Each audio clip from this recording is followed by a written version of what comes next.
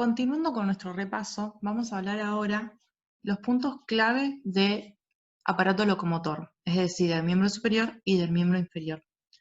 Antes de meternos de lleno en eso, me gustaría que hagamos un repaso de articulaciones.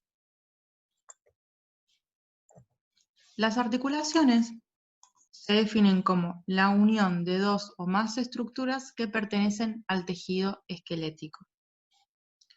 Se las puede clasificar de acuerdo a su capacidad de hacer movimiento en sinartrosis, son aquellas que no realizan ningún movimiento; anfiartrosis, son unas especiales; y las diartrosis, que son las que veremos sobre todo ahora. Las diartrosis son aquellas articulaciones que nos permiten hacer movimiento. Todas las diartrosis tienen como característica principal que son sinoviales. ¿Qué quiere decir esto? Que poseen líquido sinovial. El líquido sinovial se encarga de lubricar las superficies articulares, o sea que se encuentra por dentro de la articulación. Y lo que hace es evitar la fricción entre las superficies. De esta forma, todas las articulaciones que nos permiten movimiento poseen esta sinovial, líquido sinovial. Mi idea ahora es hablar de la subclasificación que tienen las diartrosis, pero pensándola en función de los movimientos que pueden realizar de acuerdo a las superficies que tienen. Esto es para que ustedes, en el momento del parcial, si no se acuerdan alguna articulación, puedan usar las articulaciones que tienen ustedes en su cuerpo, moviéndolas, y así identificar rápidamente qué tipo de articulación es. De esa forma, si ustedes lo aprenden así, no tendrán que aprenderse la clasificación de memoria. Comencemos con la senartrosis. Las senartrosis se caracterizan porque tienen superficies esféricas, como vemos acá, que se articulan con una cavidad glenoidea. Los ejemplos típicos de estas articulaciones son la escápula humeral, o glenohumeral también llamada, y la coxofemoral. En la coxofemoral las superficies articulares van a ser la cabeza del fémur y el acetábulo o cavidad cotiloidea. Entonces, recuerden, la superficie es una esfera en una cavidad glenoidea. Si nosotros llevamos esto a un ejemplo de nuestra vida común, podemos recordarla con los morteros. Pensemos así, los morteros son superficies esféricas que van a estar dentro de este cuenquito y nos van a servir para picar cosas.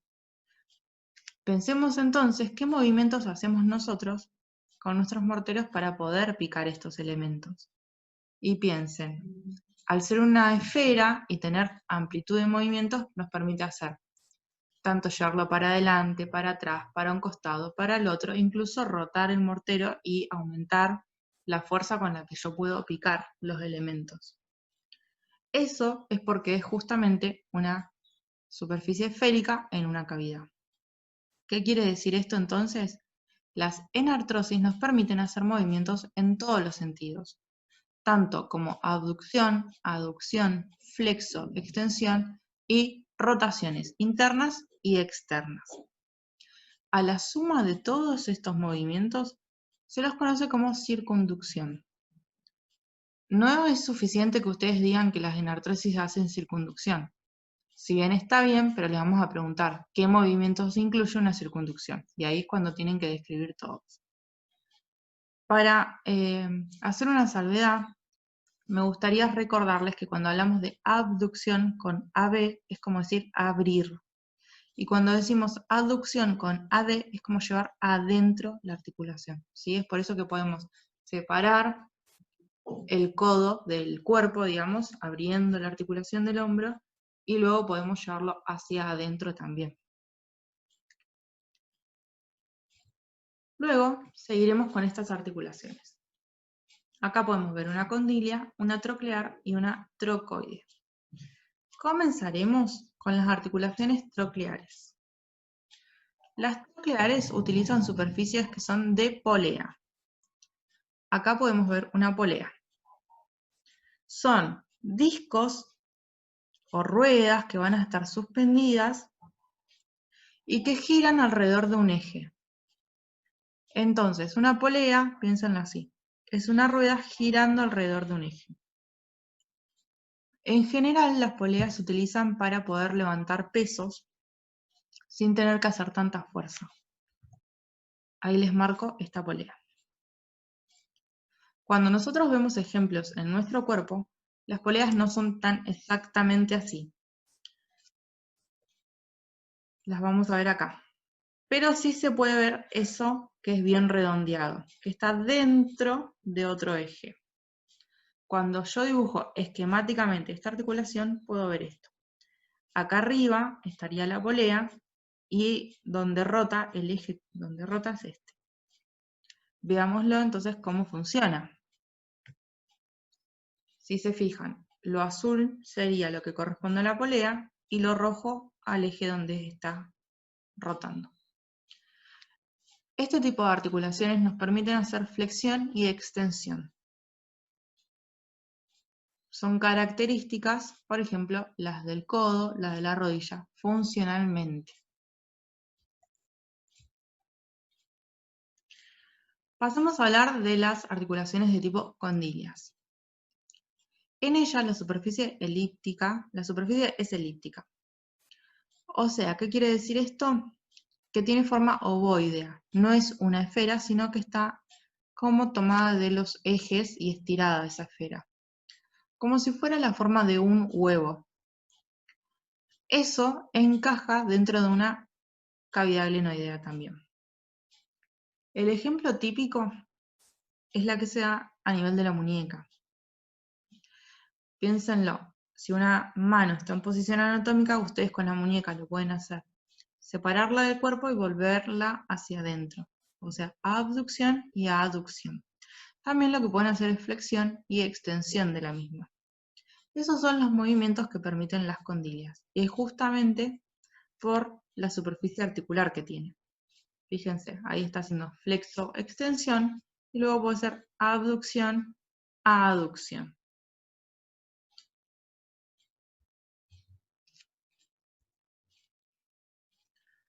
Hablemos ahora de las trocoides.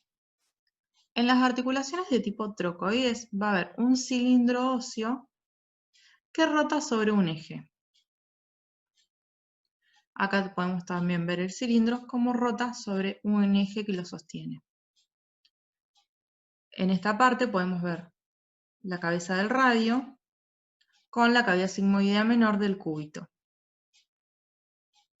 Lo que nos permite entonces son movimientos rotatorios, tanto internos como externos. Para que lo pensemos en algo más bien de la vida cotidiana, fíjense, un cilindro y algo que gira. Podríamos hablar en ese caso de los movimientos que se hacen cuando uno abre y cierra la canilla. Pasemos a verlo en un ejemplo. Vemos una rotación interna que llega a un punto y luego una rotación externa. Esos son los movimientos que permiten entonces la trocoides. El ejemplo clásico es a nivel del antebrazo, el radio rotando sobre el cúbito, que nos permiten hacer la rotación interna y externa. Recuerden que la rotación interna también se llama pronación y la rotación externa también se llama supinación.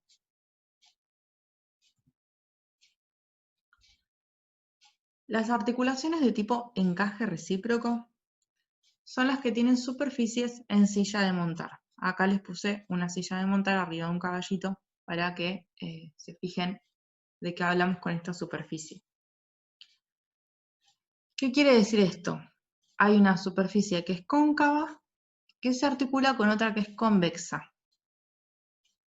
El ejemplo clásico es la del primer metacarpiano con el trapecio. Esta articulación es la que me permite a mí oponer el dedo pulgar, por eso es tan importante. Si pasamos a verlo, vemos cómo se puede hacer flexo-extensión y abducción-aducción. Ahí vemos la flexo-extensión, abducción, aducción. Esos son los movimientos que me permiten el encaje recíproco. Si pensamos en los movimientos de la condilia, son los mismos, así que está bueno como para agrupar los movimientos. Por último nos quedan las artrodias.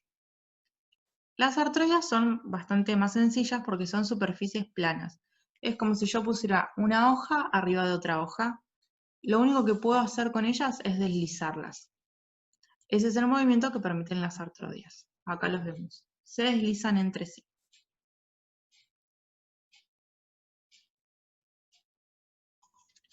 Ahora que ya tenemos en claro lo de las articulaciones, metámonos así de lleno en el miembro superior. Para esto, lo primero que haremos es repasar los huesos que componen el miembro superior. Ahí vemos la clavícula, la escápula, el húmero, radio, cúbito y finalmente los huesos de la mano. Recuerden que en la mano tienen el carpo, el metacarpo y las falanges.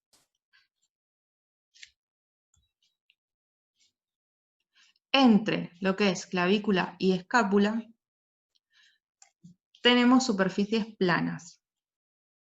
La clavícula articula su extremidad distal con el acromion. Son las dos planas, por eso son sinoviales diartrosis artrodias. Luego, entre la escápula y el húmero tenemos sinoviales diartrosis enartrosis. Después tenemos que hablar de la articulación que tiene, por un lado, el húmero con el radio y por el otro, el húmero con el cúbito. El húmero con el cúbito es troclear. El húmero con el radio es condilia. Y a su vez, a nivel superior tenemos el radio con el cúbito, que son trocoides. Entonces, si nosotros lo pensamos, a nivel del codo tenemos tres articulaciones. Una del húmero con el cúbito, otra del húmero con el radio y otra radiocubital. ¿Qué pasa? Anatómicamente son tres articulaciones, pero funcionalmente me permite hacer flexo-extensión. Por eso yo digo que son sinoviales diartrosis trocleares. Acá lo tienen escrito. Finalmente nos queda hablar de la muñeca. La muñeca, como ya dijimos antes cuando hablábamos de articulaciones, se clasifica como una sinovial diartrosis condilia.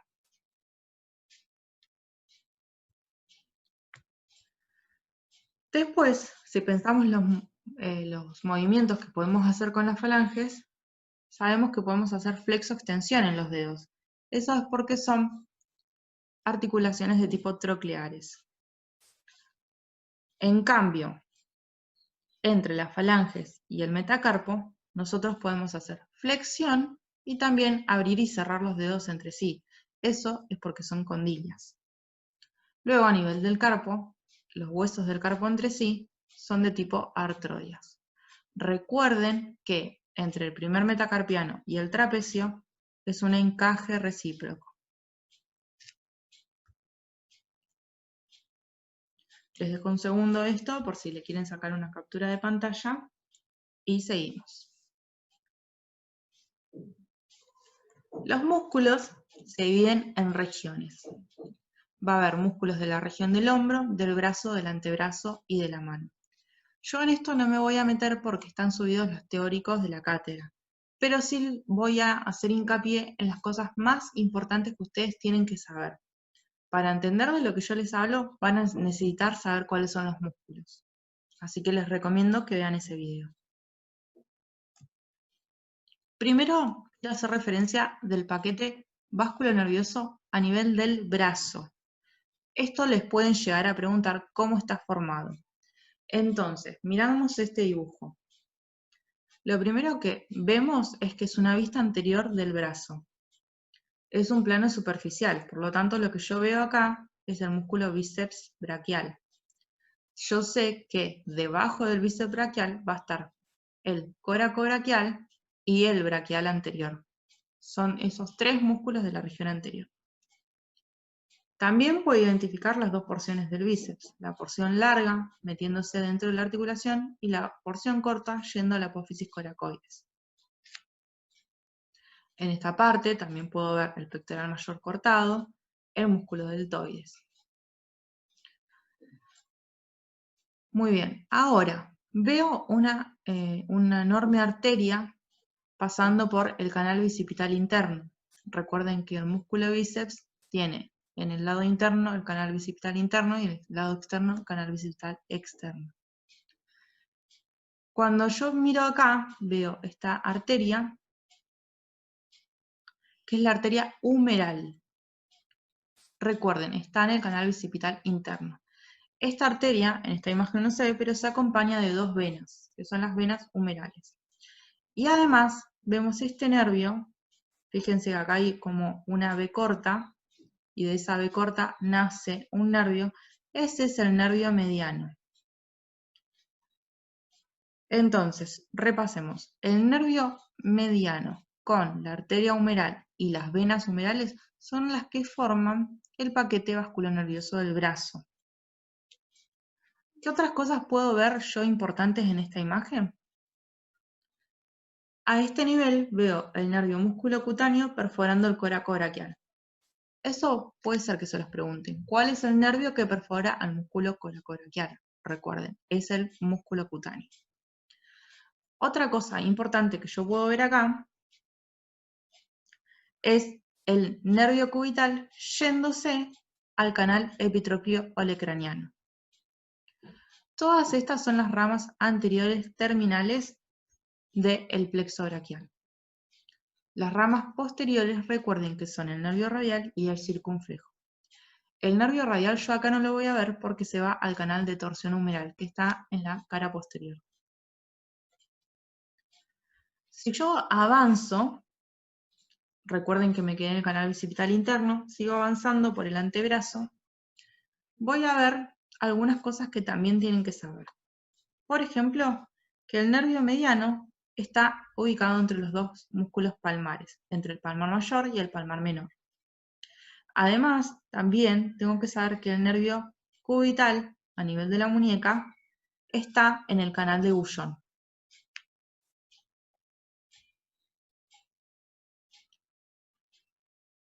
Continuamos con el contenido importante. Canal del pulso radial. Este reparo anatómico es importantísimo porque acá ustedes pueden acceder rápidamente al pulso del paciente. Este canal del pulso se forma por el músculo que vemos acá, del lado interno, que es el palmar mayor, y luego del lado externo, este músculo grandote, que es el supinador largo. El contenido de este canal es esta arteria, que es la arteria radial. Entonces, recordemos, hacia externo, supinador largo. Luego vemos la arteria radial y luego el palmar mayor. Si recordamos la diapositiva anterior, ya les comenté que entre el palmar mayor y el palmar menor está el mediano, así que vamos a buscar eso. Acá vemos el palmar mayor, este es el palmar menor, y acá, entonces, esto amarillo que nosotros vemos es el nervio mediano. También podemos buscar otro nervio más, que es el nervio cubital, con la arteria cubital, pasando por el canal de Goujon. Esas son las tres cosas importantes que debemos identificar a nivel de la muñeca. Entonces, supinador largo, palmar mayor, palmar menor. Músculo cubital anterior tenemos señalado también acá. Fíjense, entre el supinador largo y el palmar mayor, la arteria radial. Este es el canal del pulso. Entre el palmar mayor y el palmar menor, el nervio mediano, que se va a ir a buscar el túnel carpiano. Y luego, acá donde ven el cubital anterior, está pasando el nervio cubital, yéndose a buscar el canal de Goujon. Esto así lo deben conocer, porque ante cualquier patología que tenga el paciente, a este nivel, tienen que saber que están todos estos elementos nobles en esta región. ¿Qué pasa? Hay otra cosa que ustedes deben saber, que es que la arteria radial luego de pasar por el canal del pulso radial, se hace posterior. Y allí es donde la vemos en la tabaquera anatómica. Fíjense, pueden buscarse ustedes la tabaquera anatómica. Esta tabaquera se da entre los músculos extensor largo y corto del pulgar. Acá los vemos dibujados, el extensor largo y el extensor corto. Acuérdense, el contenido de la tabaquera anatómica es esta arteria radial, que venía desde el canal del pulso radial, se mete por la tabaquera y luego vuelve a salir por el espacio interóseo. Eso no les importa tanto a ustedes, sí saber qué es el pulso radial y qué es la tabaquera anatómica. Ahora bien, los voy a hablar de lo que es la M venosa.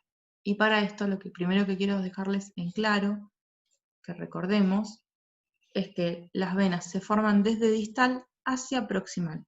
O sea, que yo no puedo decir que esta vena se divide en estas, sino al contrario, que cuando todas estas se unen, forman esta vena.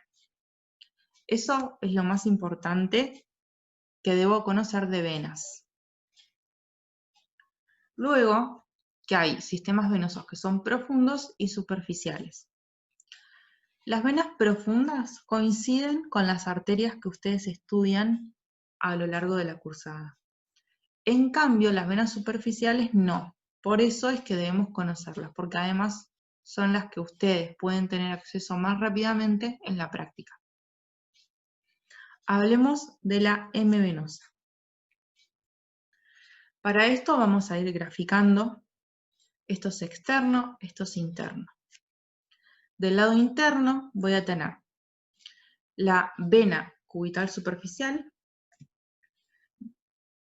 Por fuera de esta, la vena radial superficial. Y más fuera de estas dos, o sea, desde el lado externo, voy a ver a la vena radial accesoria. Otra cosa que debo saber es que la vena radial superficial se divide en dos.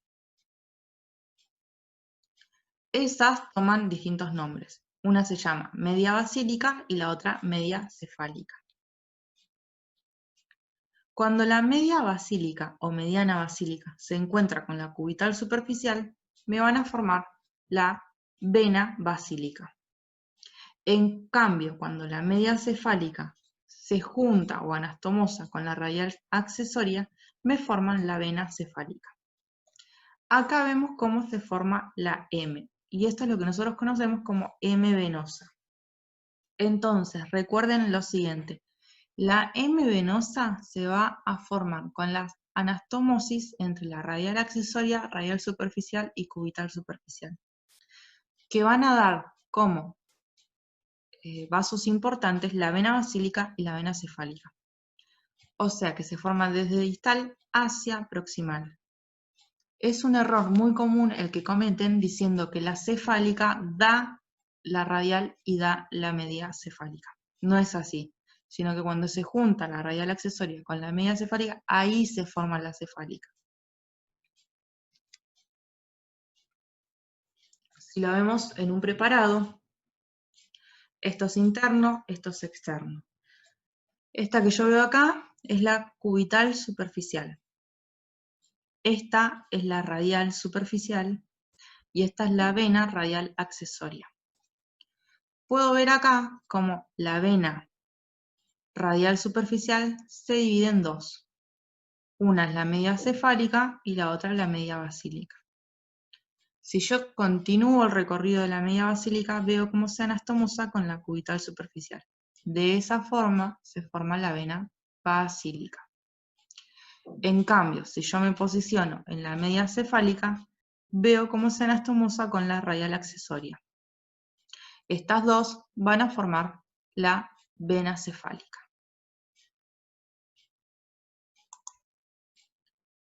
Con eso terminamos el repaso del miembro superior. Pasemos a hablar ahora entonces del miembro inferior. Comenzamos de nuevo con los huesos, vamos a nombrarlos. Ahí tenemos el sacro, el hueso coxal, el fémur, la rótula, tibia, peroné y el pie. Recuerden que en lo que es pie tiene los huesos del tarso, metatarso y falanges. ¿Qué debo recordar yo con respecto a las articulaciones del miembro inferior? Primero que si yo sumo el sacro más los dos coxales, formo la pelvis ósea. El hueso coxal por sí solo forma la cadera, pero si yo le sumo el sacro, tengo la pelvis. El coxal se articula con el otro coxal mediante la sínfisis pubiana. Esta articulación es de tipo anfiartrosis y en la mujer se dice que es diartroanfiartrosis o también anfiartrosis atípica. Esto es porque al momento del parto, la anfiartrosis de la mujer permite mucho más movimiento. Por eso decimos que es una anfiartrosis atípica y se la conoce como diartroanfiartrosis. Luego debo recordar que entre el coxal y el fémur está la articulación coxofemoral, que es una sinovial diartrosis en artrosis.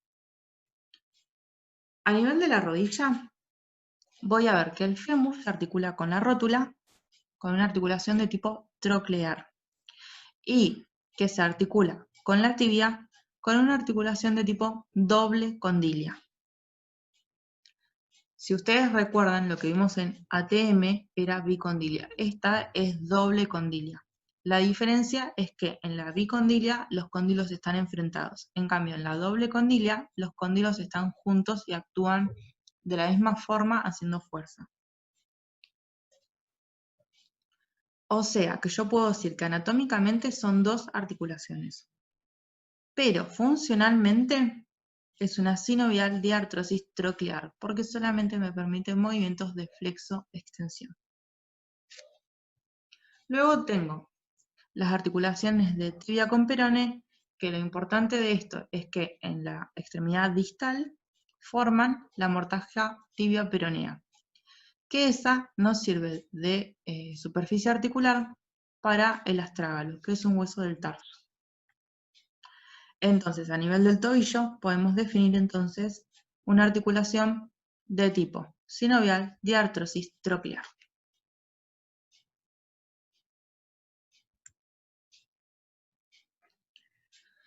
En esta imagen vemos una vista anterior de la pelvis que está recorrida por elementos vasculares.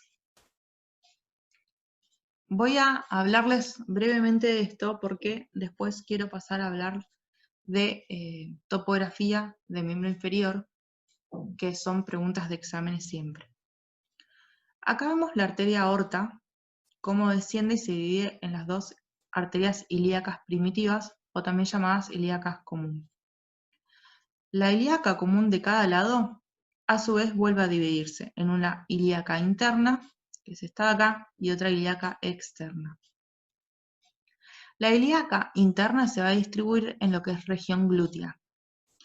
En cambio, la ilíaca externa es la que va a dar el eje vascular del miembro inferior. ¿Qué tengo que saber yo de esto? Que una vez que la ilíaca externa atraviesa este ligamento, pasa a llamarse femoral. Y esto tiene un nombre, se llama arcada crural. Arcada porque tiene forma de arco. Entonces, miremos un preparado real. Este es un coxal, acá puedo ver el hueso sacro, esta es la pelvis ósea entonces. Si yo trazo una línea donde va el ligamento, sería desde la espina ilíaca anterosuperior hasta el pubis, veo por debajo que se forma este arco. Esa es nuestra arcada crural. Miremos acá el esquema. Este es el coxal y este es el ligamento iliopubiano. También se lo conoce como cintilla iliopubiana o ligamento inguinal o ligamento de Thomson. Cualquiera de esos nombres que ustedes sepan está bien, no tienen que saberlos todos. Vamos a decir que la arcada crural tiene como techo el ligamento y como piso el hueso coxal. El contenido de esta arcada va a ser la vena femoral, arteria femoral, nervio crural, y este nervio está apoyado sobre el músculo psoas ilíaco.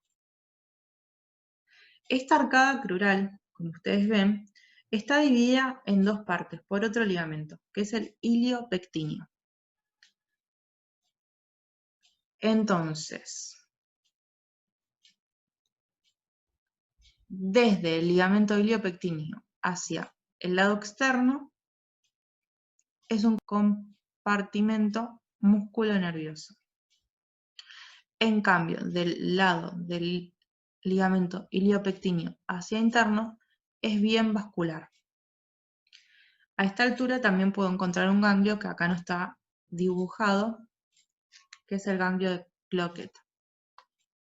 La memotecnia, para acordarse la disposición de esto, es desde interno a externo, van, vena, arteria, nervio. Femoral, femoral, crural. También si le dicen crural o femoral es lo mismo. En esta imagen vemos una vista anterior, este es el hueso coxal, hueso sacro. Vemos a la arteria ilíaca externa pasando a llamarse arteria femoral, una vez que atraviesa el ligamento inguinal o cintilla iliopubiana. A esta altura, entonces, tenemos la arcada crural. Luego vemos cómo desciende la arteria femoral y va a dar todas sus ramas. Cuando está en esta parte anterior del muslo y también superior en el muslo, es cuando identificamos el triángulo de Scarpa. Este lugar es muy importante porque acá ustedes pueden tomar el pulso inguinal. Triángulo de Scarpa. Tiene un continente y un contenido. Para que se entienda qué es esto de continente y contenido, pensemos en una botellita de agua. El continente sería la botella y el contenido el agua. Lo mismo va a pasar con todas estas estructuras que nosotros estamos estudiando. Hablemos de los límites que posee este continente del triángulo. Hacia superior está la cintilla iliopubiana. Hacia el lado externo está el músculo sartorio. Hacia el lado interno está el músculo abductor medio. Como piso del triángulo encontramos el músculo pectíneo y el músculo psoas ilíaco. Por encima de nuestro triángulo hay una fascia que se llama fascia cribiforme, que depende de este músculo, que es el tensor de la fascia lata. Da una expansión aponeurótica que cubre el triángulo. El contenido es el mismo que veíamos en la arcada crural. Fíjense, a esta altura estaría la arcada crural. Entonces, son los mismos elementos que se continúan hacia abajo. Esta de acá es la vena femoral. Esta es la arteria femoral. Acá podemos ver cómo va la rama femoral profunda. Acá es donde yo puedo tomar el pulso. Y este es el nervio crural sobre el músculo psoas ilíaco. Recuerden, de interno a externo van, V-A-N.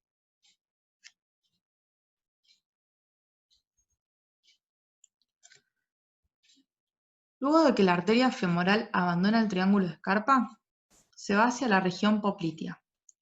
Para que entendamos qué es esto de poplitea, acá vemos un muslo, una pierna y un pie. Entre el muslo y la pierna vemos la rodilla. Toda la parte anterior es lo que nosotros vemos como la articulación de rodilla, ¿no? Acá atrás, en el fondo, está el espacio popliteo o hueco popliteo. Entonces, ¿qué debo recordar de la arteria poplitea? Es aquella que se encuentra atravesando el hueco popliteo.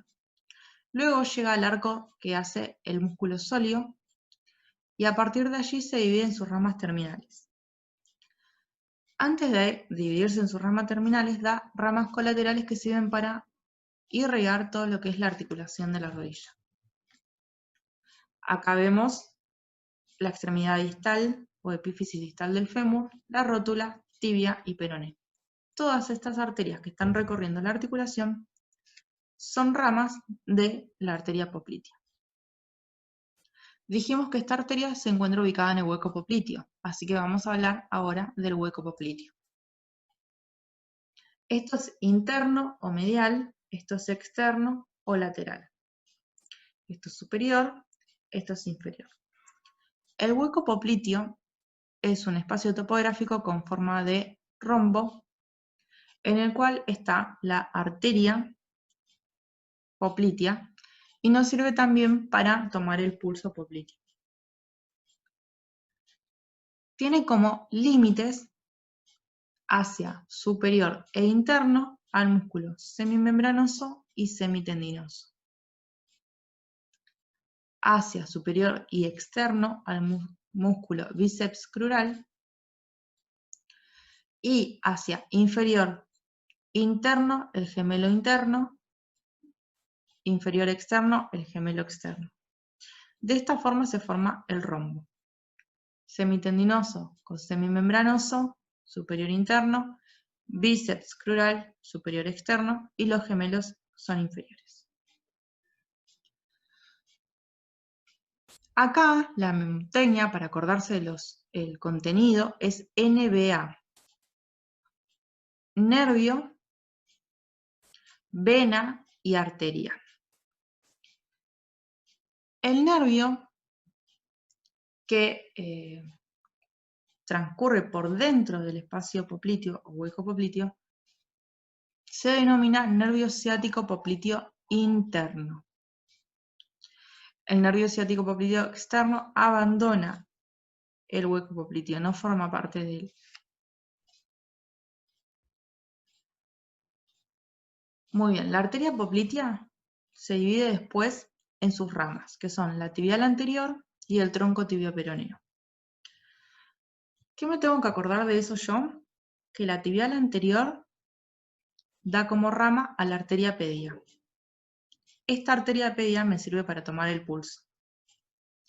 El tronco tibioperoneo, a su vez, da a dos arterias más, que son la peronea y la tibial posterior. Esta tibial posterior es muy importante porque se encuentra ubicada en el espacio retromalleolar interno. Y esto siempre se pregunta. ¿Cuál es la arteria que está en el espacio retromalleolar interno? La arteria tibial posterior. También nos sirve para tomar el pulso. Esta arteria no está sola, sino más bien acompañada por otros elementos más. Hay una memotecnia para acordárselo que es T con paquete pro. T por tibial posterior. Com porque también pasa el flexor común de los dedos.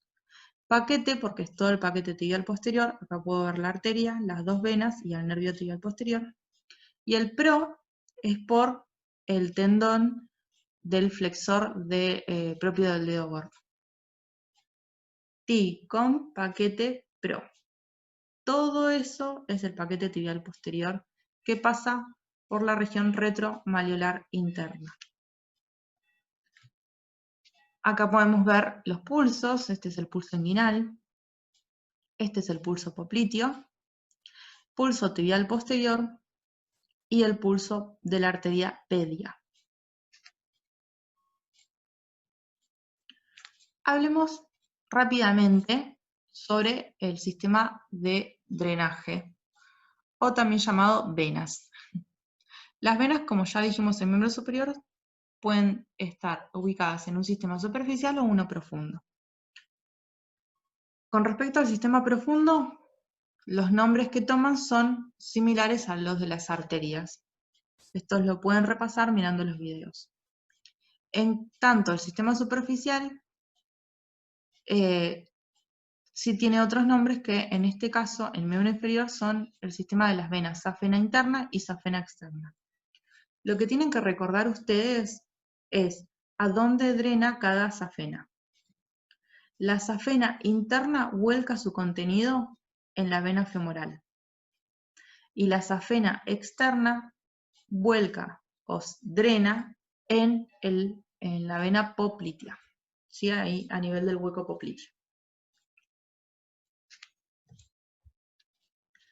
Acá vemos la safena interna cómo está buscando el triángulo de Scarpa para ir a drenar en la vena femoral. En cambio, la safena externa, vemos cómo alcanza el hueco popliteo buscando la vena poplitea.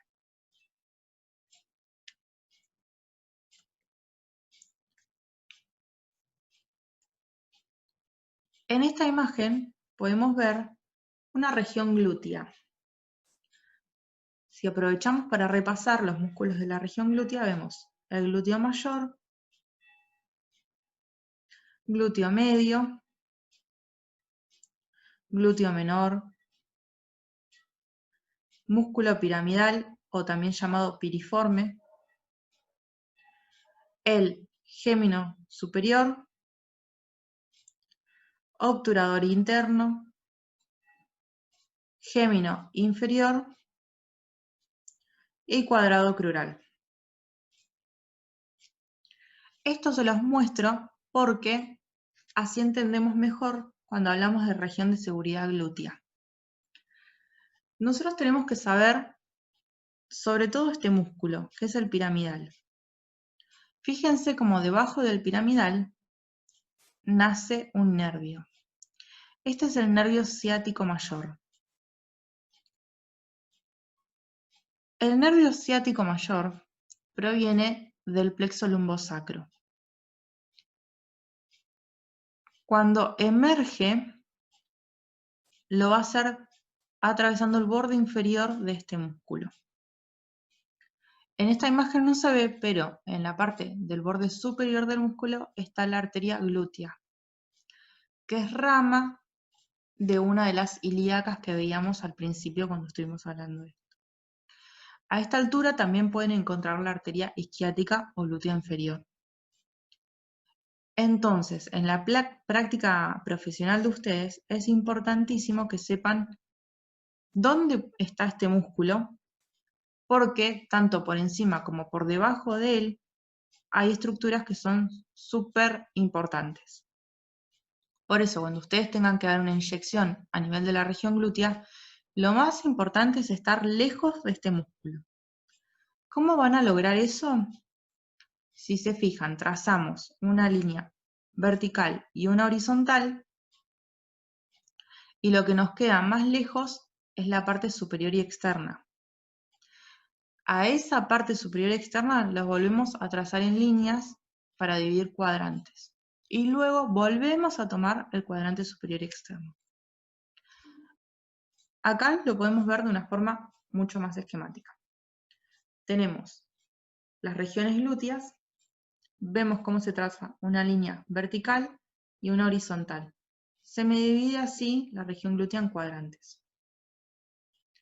Yo a este, que es el cuadrante superior y externo, lo vuelvo a dividir en cuadrantes y coloco la inyección en la parte superior y externa de esto. O sea, lo más alejado que pueda del músculo piramidal, del nervio ciático mayor que vimos y las arterias glúteas e isquiáticas que nombramos. Esto es lo que se conoce como región de seguridad glútea. Y es para evitar dañar elementos importantes, sobre todo al nervio ciático mayor. Bueno, con esto terminamos los repasos. Si les queda alguna duda con algún tema, pueden escribirme a mí o a los chicos, y si les gustaría que hablemos en algún video de algún otro tema, también no duden en escribir. Que anden muy bien y nos estamos viendo por el aula web.